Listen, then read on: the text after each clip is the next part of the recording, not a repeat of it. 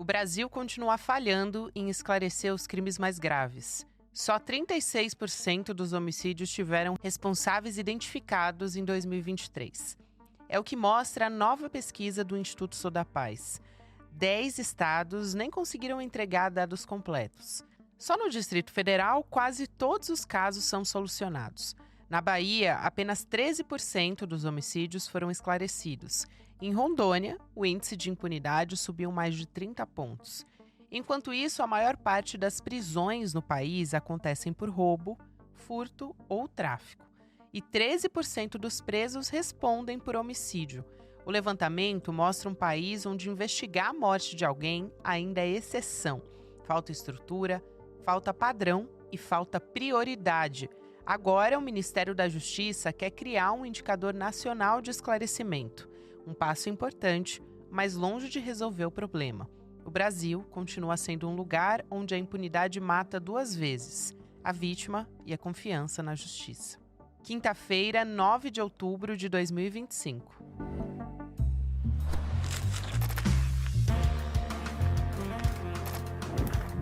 Sou a Gabriela Varela, esse é o podcast Análise, e aqui mais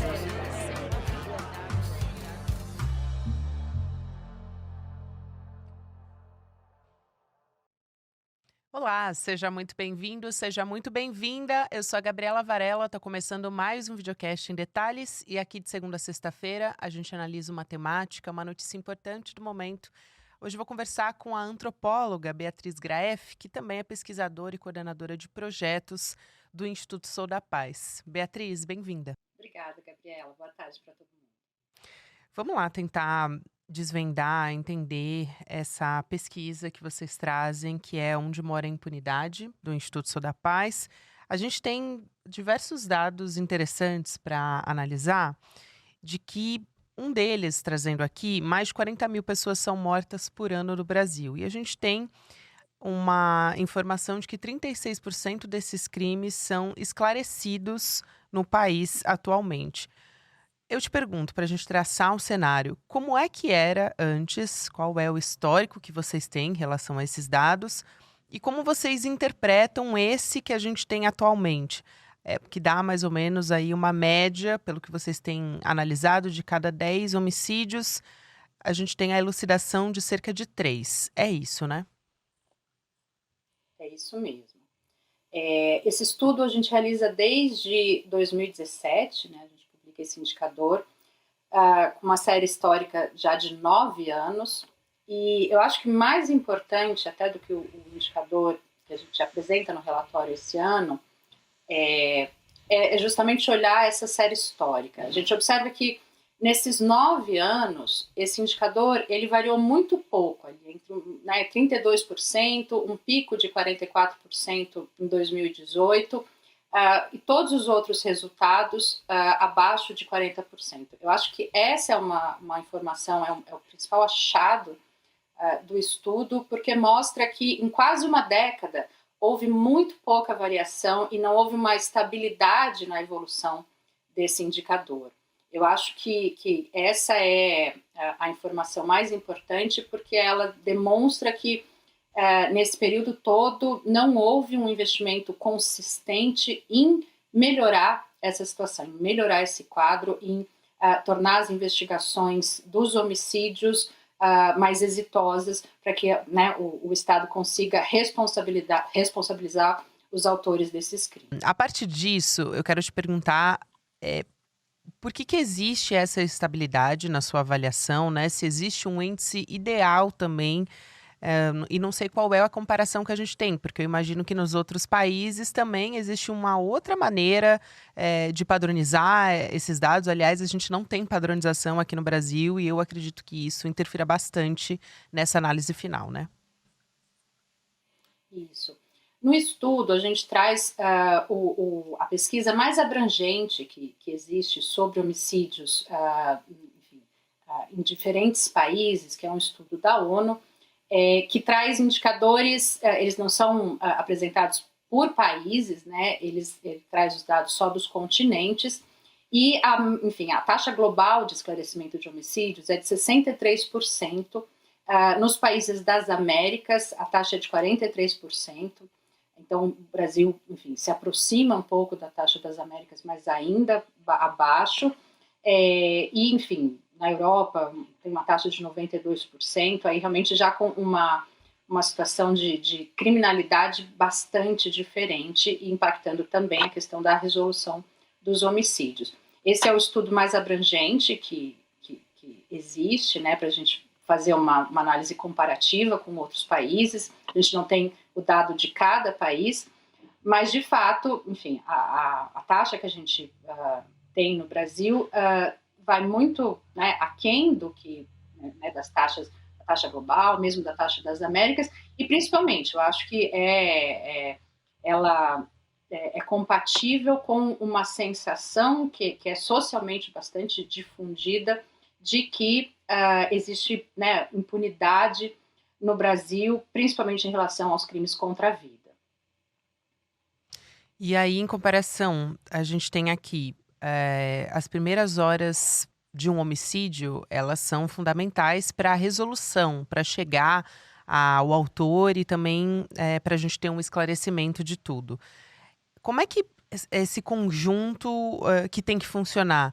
É a chegada da perícia, o relatório do local do crime, como é que ele estava, enfim. Qual que é a padronização ideal que a gente considera, um índice ideal, vamos dizer assim, se é que isso existe? São até 2 anos, se a resolução do crime acontecer, ela está dentro desse padrão. Quando o autor é identificado, até onde tem que ir para ser considerado dentro desse índice? Ele tem que ser denunciado? Enfim, tem uma métrica que foi criada por vocês no Instituto Sou da Paz também. Se você puder explicar como é que foi a criação dessa métrica. Isso. Enfim, a gente defende que é preciso que o Estado tenha um indicador oficial, né, que colete os dados, no caso, o Ministério da Justiça, que é quem tem essa atribuição de coordenação da Política de Segurança Pública Nacional, e as polícias civis entendem que a melhor métrica para você avaliar o esclarecimento é a conclusão do inquérito policial, e não necessariamente a denúncia criminal, que é o nosso indicador. E isso, hoje, existe um debate dentro do Ministério da Justiça para publicar uma portaria, né, com essa métrica que trabalha com a conclusão dos inquéritos policiais, e isso se tornaria um indicador oficial, e a partir, né, do ano que vem, se essa portaria for mesmo publicada esse ano, já começariam a ser coletados dados, e aí haveria todo esse esforço de padronização, né, da produção dos dados necessários por todos os estados, para que a gente consiga ter esse indicador, de fato, com uma abrangência nacional. Hoje, o nosso indicador, que é a única métrica existente, a gente só consegue coletar dados nesse relatório, por exemplo, com 17 estados. 10 estados não conseguem informar para a gente o conjunto de dados que a gente precisa para calcular o indicador. Então, a gente acha que é muito importante que isso seja uma tarefa, né, uma atribuição de um órgão de Estado, para que, de fato, a gente consiga ter esse acompanhamento nacional e que isso reflita em melhores políticas públicas. Qual é a justificativa, Beatriz? Porque eu acompanhei aqui que vocês tiveram informação de 12 estados por meio de dados dos Ministérios Públicos, 5 de tribunais de justiça e 10 que não foram dados suficientes justamente para entrar dentro dessa métrica, então não dá para fazer uma comparação, esses dados são insuficientes, né? E aí, dentro disso, eles não puderam ser considerados dentro do levantamento. Tem alguma justificativa? Eles conseguem se adaptar? Vocês já estão fazendo uma série histórica há quase 10 anos, então algum estado conseguiu se adaptar e entrar dentro desse parâmetro, por exemplo? Sim. Olha, nós, ao longo ali, a partir do terceiro ano, né, da nossa série histórica, a terceira edição do relatório, a gente tem mantido mais ou menos uma média de 15 a 17, 18 estados que conseguem nos informar os dados. Mas esses não são sempre os mesmos estados, né? Ao longo dos anos, alguns estados entraram e outros saíram, e o principal motivo é a dificuldade que os estados, através dos seus ministérios públicos ou TJs, têm de nos informar a data do fato, a data em que ocorreu o homicídio, que é uma das variáveis, enfim, fundamentais para a gente calcular o indicador, que estabelece um recorte de tempo para contar a elucidação. Então, o nosso indicador, ele mede as denúncias criminais que ocorreram no mesmo ano da morte até o final do ano seguinte. Então, nesse intervalo de até 2 anos, é o intervalo que a gente conta para contabilizar a elucidação. A maior parte dos estados que não entram porque não conseguem extrair automaticamente dos seus sistemas de dados a data do homicídio. Ao longo do tempo, alguns estados conseguiram se ajustar. Os estados que têm os dados mais qualificados, eles não fazem simplesmente a extração automática desses dados dos seus sistemas, porque, na grande maioria, os sistemas de onde esses dados são extraídos, eles são sistemas que têm uma finalidade de acompanhamento processual, né, de gestão do andamento do processo. Né, eles não têm uma finalidade de análise estatística. Portanto, a data do fato, em alguns estados, não é uma data que tem um campo de filtro específico.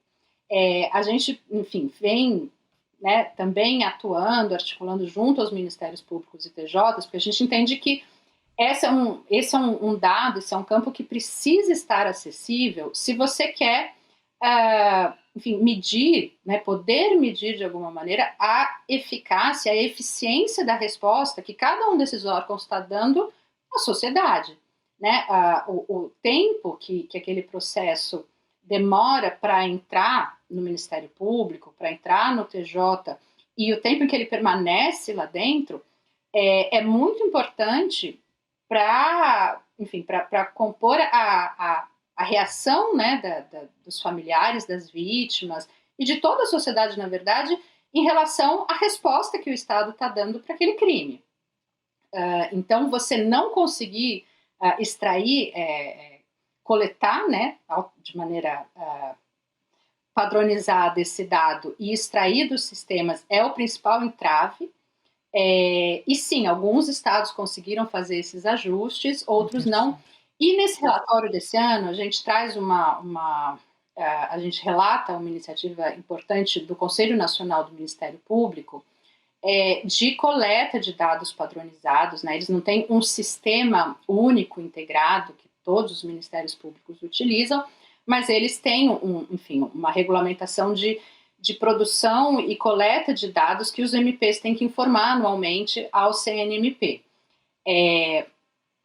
Esse dado, ele apresenta o número de denúncias, inclusive de homicídios, né? Ele especifica, né, para quais tipos de crimes, mas ele não faz ainda a relação entre a denúncia que ocorreu num ano e em que ano que aquele crime ocorreu. A gente entende que isso é fundamental, mas o fato de você ter um órgão centralizado que pode estabelecer diretrizes, que pode, enfim, regulamentar a padronização desses dados é um passo importante para que isso possa, de fato, acontecer e se disseminar por todos os ministérios públicos, e a mesma coisa em relação ao Conselho Nacional de Justiça e os tribunais de justiça. Isso é interessante, e acho que fica muito claro que essa unificação, padronização dos dados deveriam ser assim fundamentais, basilares para conseguir trazer esse parâmetro, esse levantamento de uma forma bastante fidedigna, né?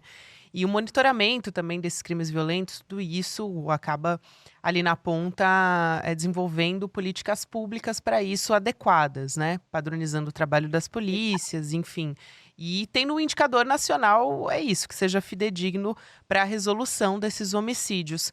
Como que vocês conseguem identificar, por exemplo, puxando aqui um dado, a gente tem no Distrito Federal o melhor índice de resolução de homicídios, 96% desses casos. Na Bahia é o pior índice, de 13%, isso levando em consideração os estados que foram avaliados por vocês. O que explica essa diferença e como é que vocês conseguem, dentro dessa padronização, ou melhor, dessa falta de padronização que existe hoje, entender a motivação desses homicídios? Se é por tráfico, por exemplo, a gente tem, por exemplo, o feminicídio, que é uma consequência, basicamente, de ser uma mulher, né? Um crime em consequência disso. Como é que vocês conseguem identificar ou isso é impossível de se fazer? Olha, na nossa pesquisa, a gente foca muito no aspecto, enfim, no quantitativo, né, para conseguir calcular o indicador. Né? A gente não coleta informações, dados que nos possibilitem fazer uma análise mais qualitativa para entender o movimento de cada estado. Né?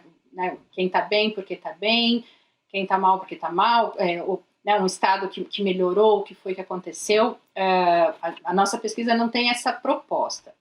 Mas a gente acompanha, enfim, né, a questão do esclarecimento de homicídios em vários estados.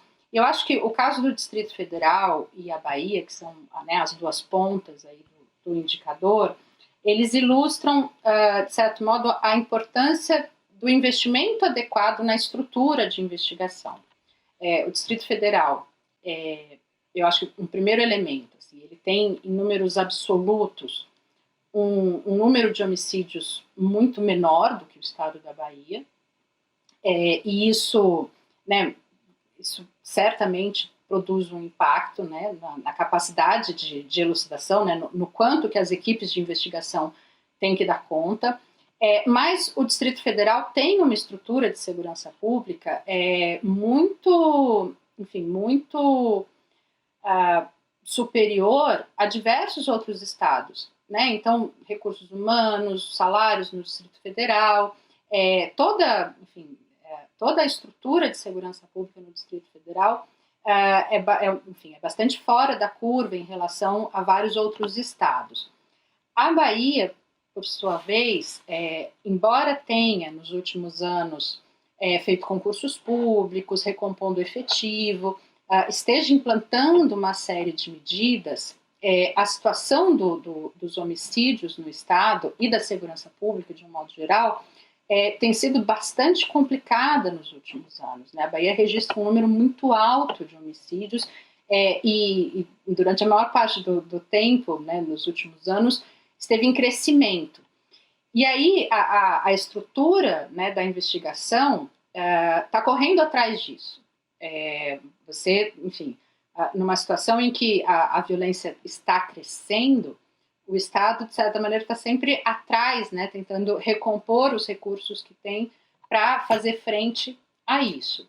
Então, acho que são dois, embora a gente, enfim, não consiga aprofundar, né, uma avaliação em relação à política de cada um dos estados, eu acho que as duas pontas são emblemáticas nesse sentido, em mostrar como a estrutura dedicada à investigação, em termos de recursos humanos, de formação, de acesso a novas ferramentas, a novas tecnologias que apoiam a investigação policial, tudo isso, de fato, reflete no sucesso dos inquéritos, das investigações e, portanto, né, no esclarecimento dos homicídios.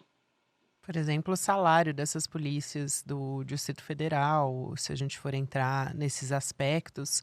Mas aqui eu falei sobre a motivação desses homicídios, mas tem um outro aspecto que são os marcadores, né, componentes de gênero e raça nesses perfis. Então, pensando que a gente tem índices muito alarmantes no Brasil de feminicídios, de genocídio negro, então a gente não consegue saber ainda se esses homicídios de mulheres, de pessoas negras, são menos esclarecidos, né?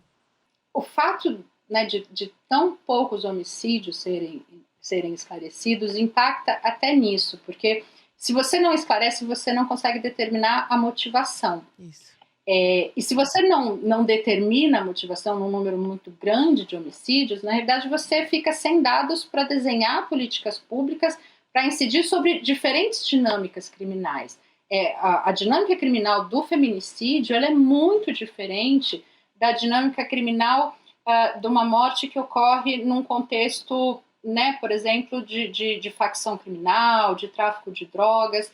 E você tem como desenhar políticas públicas para prevenir, para lidar com cada uma dessas situações, mas se você não esclarece, você não tem como saber a motivação. E muitas vezes, enfim, as polícias, os operadores acabam atribuindo, né, enfim, preliminarmente, hipóteses, né, de motivação que, inclusive, impactam na investigação. Então, a morte de um homem jovem negro na periferia, ela, enfim, normalmente, de modo preliminar, ela é associada a algum tipo de envolvimento criminal. Seja, né, como uma vítima, né, de uma situação de criminalidade que está acontecendo ali, ou como partícipe, né, dessa situação ali instalada. E mesmo os feminicídios, eles nem sempre eles são adequadamente classificados, e você, de maneira preliminar, supor, né, como hipótese a motivação relacionada ao gênero, já te dá uma linha de investigação, já te conduz, que se você não tem nenhum elemento muito óbvio que remeta à questão do feminicídio, então, ela estava tendo conflitos com ex-companheiros, já tinha uma medida protetiva, já tinha boletins registrados, aí fica, enfim, né, a hipótese se materializa de forma muito mais concreta. Em outras situações isso não é tão óbvio. E realmente, você conseguir ter mais material para traçar os perfis dessas dinâmicas criminais, e que você só consegue isso elucidando mais, é fundamental para que você consiga partir, né, as hipóteses, criar as hipóteses investigativas de uma maneira mais consistente, mais concreta, mais relacionada ao perfil daquele território, ao perfil, né, daquela vítima. E, de fato, né, o baixo esclarecimento faz também com que você tenha menos elementos para que a investigação já parta de uma hipótese mais qualificada. E Beatriz, olhando para um outro aspecto aqui, mas que eu acho que também é bastante importante, existe o estabelecimento no Brasil da implementação de muitas políticas que não são baseadas em evidências. Por exemplo, aquele policiamento ostensivo. Tem muita gente. Se criou um imaginário, acho que em São Paulo a gente pode falar muito bem disso, de que se tiver polícia na rua tá mais seguro. É até slogan de campanha política. Então, de que fosse isso que iria resolver o problema. Como é que isso funciona hoje no Brasil? Quais políticas estruturais estão faltando e que você consegue enxergar também a partir dessa pesquisa que vocês estão trazendo agora? Esse aspecto que você traz, ele é muito importante, porque quando a gente olha para a série histórica de esclarecimento e a gente percebe essa relativa estabilidade, que a gente tem quase 10 anos, assim, a gente não conseguiu sair da casa dos 30% de esclarecimento. Isso porque todo ano a gente publica a nossa pesquisa, isso chama muita atenção da opinião pública, né? Existe cobrança, mas é isso, a gente não conseguiu avançar desse patamar. Eu acho que essa série histórica, ela mostra de maneira bastante contundente, né, que nesses 9 anos não foi dada adequadamente a prioridade para o trabalho de investigação da violência letal no Brasil. E isso é a contraparte de uma tendência das nossas políticas públicas de segurança de priorizar de maneira excessiva o policiamento ostensivo, a visibilidade, as grandes operações, até mesmo uma espetacularização da segurança pública, que em alguns casos gera, retornos políticos, mas que está acontecendo em detrimento do necessário investimento na investigação policial, na inteligência, que é uma atividade policial silenciosa, ela é lenta, ela é mais demorada, ela não oferece respostas imediatas, mas ela é fundamental para que você consiga, de fato, desestruturar as dinâmicas criminais que sustentam a criminalidade e que sustentam diversas formas de criminalidade. Então, a questão, por exemplo, né, do crime organizado, a gente tem visto recentemente como o crime organizado ele tá caminhando paralelamente. A ilegalidade e a legalidade têm caminhado de maneira bastante imbricada em várias áreas, né, em vários setores econômicos. Você tem, né, em muitas situações, as facções criminosas exercendo domínio territorial e que não está relacionado exclusivamente ao tráfico de drogas, mas elas exercem também uma coação naquela comunidade na oferta de serviços, não só, né, às vezes na oferta de segurança, mas de serviços, o gatonete, o gás. Seja por uma falta de padronização desse trabalho das polícias, né, de unificação desses dados todos e, por consequência, não conseguir monitorar esses crimes violentos, se gera uma ausência, né? Então, uma ausência do Estado. E isso contribui, acho que fica muito claro aqui, para um clima, seja de surgimento de justiceiros, de atuação do crime organizado, das milícias. Quero muito agradecer aqui a sua presença no Em Detalhes, foi um prazer conversar com vocês e até uma próxima. Obrigada, Beatriz. Obrigada, até mais. Até a próxima. Quero aproveitar para convidar você que está participando aqui junto com a gente para assistir a nossa estreia. Hoje, para quem me ouve pelo YouTube, hoje é a nossa estreia aqui do documentário original do ICL, o Vai Pra Argentina Carajo. Aliás, a gente teve um episódio dedicado a isso essa semana para contar como é que está o cenário político e econômico lá na Argentina. Vai lá se você ainda não ouviu. E, claro, vai em detalhesicl.com.br se você ainda não deixou o seu e-mail para receber o alerta do nosso documentário começando de forma gratuita e online também nessa quinta-feira, 9 de outubro, para quem me ouve nas plataformas de áudio, às 8 horas da noite. Então não perde, vai valer a pena. Eu assisti, a gente teve uma pré-estreia aqui na nossa interna para os amigos mais próximos e posso garantir que você não vai se arrepender. Vem junto com a gente. Na sequência, você vai ouvir o Mercado Investimentos e depois o Rolê ICL. Você fica na companhia de Débora Maganha agora. Amanhã a gente está de volta. Tchau, tchau. Hoje chegou o grande dia da premiere global do nosso novo documentário Vai Pra Argentina. Vai acontecer às 8 horas da noite. Você vai ver uma das verdades mais importantes reveladas. Vocês vão ver uma fake news cair diante dos olhos de vocês. Até de noite. E aí, Chico, vamos incorporar, amigo? Velho, agora. Rapaz, que estampa é essa, rapaz? Gostou? Pô, Comprei na ICL. pô, entrar agorinha. Vista a coragem. Leve a luta com você. Camisetas da comunidade mais corajosa do Brasil. Acesse souicl.com.br e garanta já a sua.